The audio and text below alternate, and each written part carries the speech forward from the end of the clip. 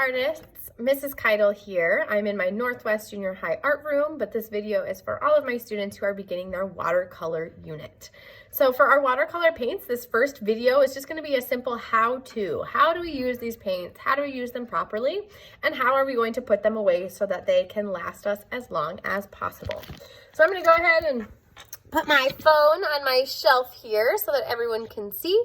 But these are the things that we're going to be going over, is just how to use these watercolor paints. We're going to break it down to 3 simple steps, which is water, paint, and paper. I'll show you that in just a moment. And then a couple of things we really need to touch base on are how to clean our brush in between colors, that we are not mixing our colors in our palette, and that we need to keep the paints open and flat when they are drying so that they can dry properly and be used for as long as possible. Now, when you have your watercolor paints, you are going to need a water cup and a paintbrush. What you might be receiving from me from the art room is just a simple flat brush. Some of them might have a round or a pointed tip as well.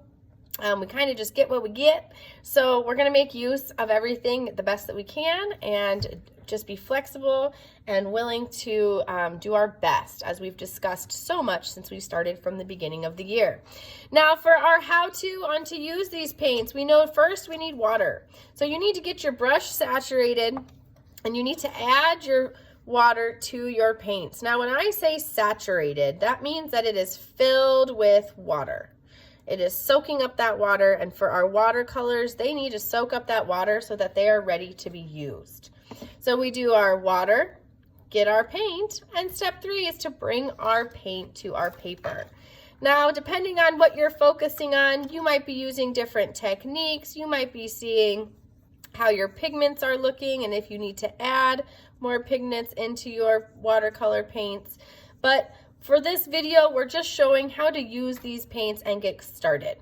Now, once you have your water paint and you've put your water in your paint and you've put your paint on your paper, now we think about if we want to switch colors. It is so important that you are rinsing your brush and cleaning your brush between each use. Once you swish in the water, we're gonna wipe our brush on the side. We should not be tapping. This makes a big mess. It's going to put water places you don't want it. Always do the wipe method. Once you've done that, you can move into the next color of paint or the next value that you need to be using. So every time you switch from one color to the next, you are washing that brush. Now, when you're getting paints in your palette, you're going to notice that our palettes have lids with little circles. So our paint palette also has palettes for mixing connected. So we should not be mixing at all in the paints, but if you are someone who wants to experiment with making your own values and your own tints and shades, then you might be doing a little color mixing here. Again, always cleaning your brush in between. Now, the last thing we really want to focus on for when we're completed with any painting that we're doing is that we leave our paints open and flat.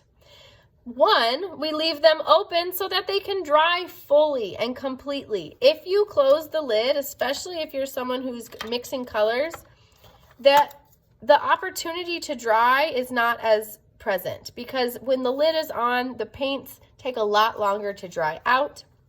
Also, we keep these flat because if you have water in your paints, you close the lid and start walking around, then you might notice, I'm kind of being dramatic here, but you might notice that paint is going to leak out. So in the weeks to come, if you're taking paints to and from your home, you're going to need to make sure that those paints are dry before they enter your backpack so that you can transport them without the mess. All right, guys and gals, that's all I got for you for now. That is your introduction to watercolor paints and how we're going to properly use our palettes and our brushes, how we're going to clean in between and make sure we leave our items flat to dry and open so that they have the opportunity to dry. See you next time.